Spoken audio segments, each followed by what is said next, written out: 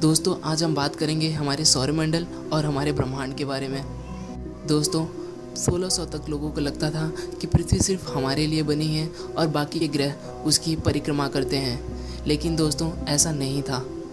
दोस्तों गैलीलियो के टेलीस्कोप के खोज के पश्चात हमें पता चला कि हमारी पृथ्वी सूर्य की परिक्रमा करती है और बाकी के अन्य ग्रह भी सूर्य की परिक्रमा करते हैं। तो चलिए दोस्तों बात करते हैं हमारे सौरमंडल के बारे में। शुरुआत करते हैं सूर्य से। सूर्य हमारे सौरमंडल का सबसे बड़ा पिंड है। दोस्तों यह पृथ्वी से 109 गुना अधिक बड़ा है। ऊर्जा का यह शक्तिशाली भंडार मुख्य रूप से हाइड्रोजन और हीलियम का एक विशाल गोला है। सूर्य से पृथ्वी पर प्रकाश को आने में 8 मिनट 30 सेकंड का समय लगता है।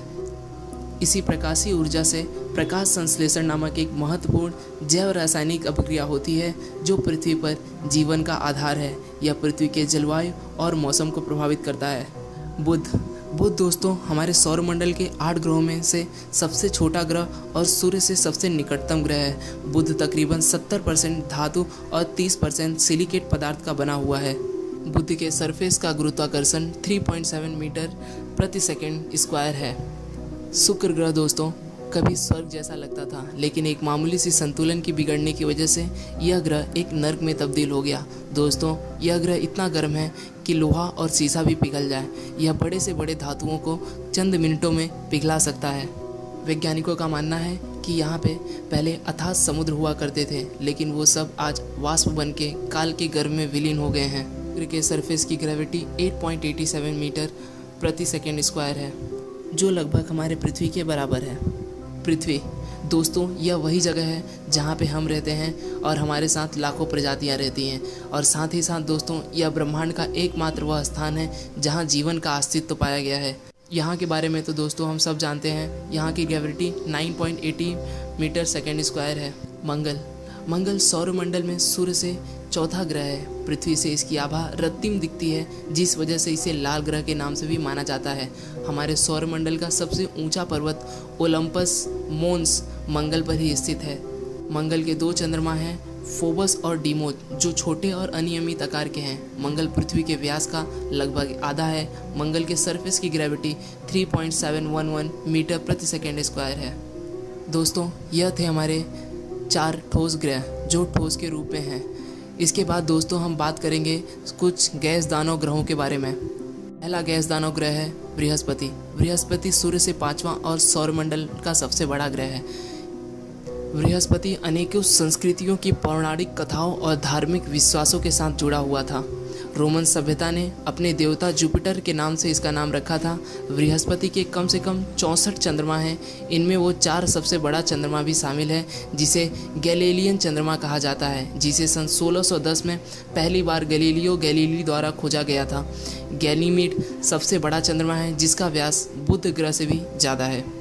शनि, जिसे दोस्तों हम सैटर्न के नाम से भी जानते हैं, सूर्य से यह 6ठा ग्रह है तथा बृहस्पति के बाद सौरमंडल का सबसे बड़ा ग्रह है। शनि के कम से कम 62 चंद्रमा हैं, उनमें से 13 के औपचारिक नाम हैं। शनि के बगल में कुछ कण और कुछ बर्फ के एस्ट्रॉइड आज से करोड़ों साल से उसका चक्कर लगा रहे हैं। यह दोस्तों एक टुकड़ा हमारे एक चांद के बराबर है। यूरेनस, जिसे दोस्तों हम हिंदी में अरुण कहते हैं, यह दोस्तों हमारे सौरमंडल में सूर्य से 7वां ग्रह है।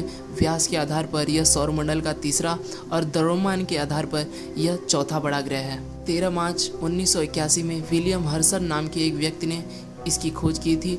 अरुण दूरबीन द्वारा पाए जाने वाला यह पहला ग्रह था, जिसे दोस्तों हम नेपच्यून के नाम से भी जानते हैं। नेपच्यून हमारे सौरमंडल से सूर्य का 8वां ग्रह है और हमारे सौरमंडल का सबसे बाहरी ग्रह है।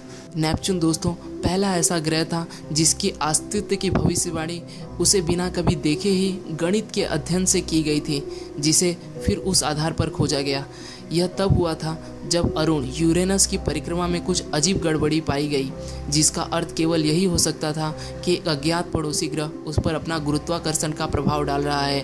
खगोल की खोजबीन करने के बाद यह अज्ञात ग्रह 23 सितंबर 1986 को पहली दफ़ा दूरबीन से देखा गया और इसका नाम नेपच्यून रख दिया गया।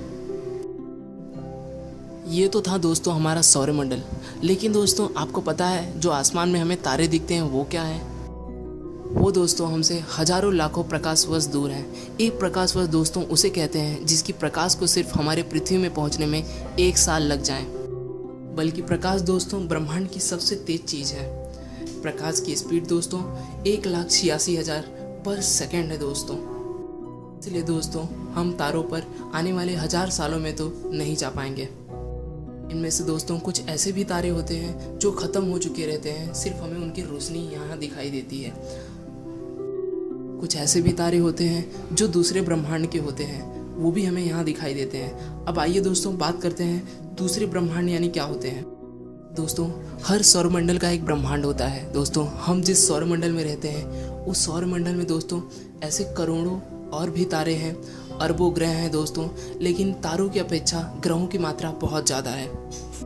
ब्रह्मांडों के महाब्रह्मांड होते हैं, ये हमें कुछ अरसा पहले ही पता चला है। यही है दोस्तों हमारा अनंत ब्रह्मांड, जिसकी कल्पना करना भी नामुमकिन सा है। दोस्तों इस महाब्रह्मांड में ऐसे अनेकों और अनगिनत ब्रह्मांड हैं जिसके बारे में मानव कल्पना भी नहीं कर सकता। चित्र में दिखाए हुए हर एक छोटी से छोटी डॉट दोस्तों एक ब्रह्मांड है, और उस ब्रह्मांड में ऐसे अनेकों करोड़ों ग्रह हैं और तारे हैं। दोस्तों हमारी पृथ्वी समुद्र के एक बूंद के बराबर है, तो हमारा ब्रह्मांड में एक तिनके के बराबर भी अस्तित्व नहीं है। यकीन है दोस्तों आपको यह वीडियो पसंद आया होगा।